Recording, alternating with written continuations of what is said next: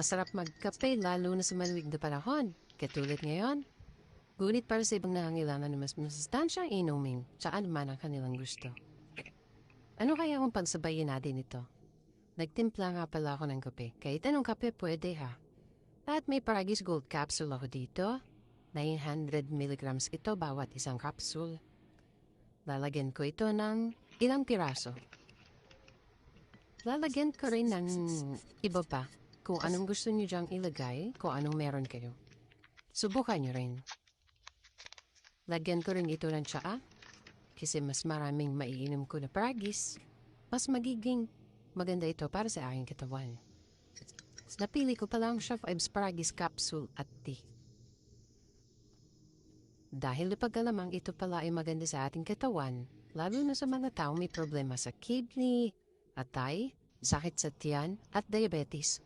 Marina rin itong pang-control sa kolesterol at napag-alaman rin na mabisa ito sa mga taong matataas sa uric at creatinine.